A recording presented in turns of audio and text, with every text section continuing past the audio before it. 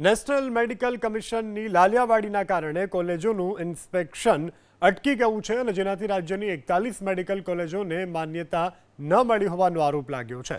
કોંગ્રેસના મુખ્ય પ્રવક્તા ડોક્ટર મનીષ દોશીએ નેશનલ મેડિકલ કમિશનના નિયમ બદલાતા દર વર્ષે મેડિકલ કોલેજને માન્યતા આપવા માટે રાજ્યમાં મંજૂરી પ્રક્રિયા કરતું હોય છે અને છેલ્લા 10 વર્ષથી જૂની કોલેજોને કાયમી માન્યતા અપાતી હતી, પરંતુ એનએમસીએ નિયમો બદલી નાખતા તેમજ 2022થી નવા નિયમો લાગુ કરતા કોલેજનું ઇન્સ્પેક્શન લટકી ગયું છે, જેને કારણે મોટી સંખ્યામાં વિદ્યાર્થીઓના ભવિષ્ય ઉપર જોખમ ઊભું થઈ રહ્યું છે। મનીષ દોશીએ સવાલ ઉઠાવ્યો છે કે મેડિકલ કોલેજમાં પ્રવેશ પ્રક્રિયા ક્યારે શરૂ થશે, તે પણ એક મોટો પ્રશ્ન છે।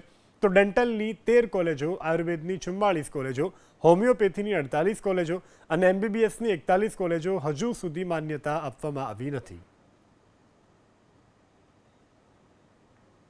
એનએમસીની સંપૂર્ણપણે લાલિયાવાડીના કારણે ગુજરાતની પ્રવેશીય પ્રક્રિયા ખોળંબે ચડી છે। એક તરફ સરકાર વારંવાર કહેતી હોય છે કે વિદ્યાર્થીઓ માટે અમે નિર્ણય કરી, બીજી બાજુ ગુજરાતનો આરોગ્ય વિભાગ કેન્દ્રની અંદર સરકાર અને ડબલ એન્જિનની સરકાર હોય અને સરકાર ગુજરાતને જ અન્યાય કરે, મને એમ લાગે છે ઘણી ગંભીર અને ચિંતાનો વિષય છે।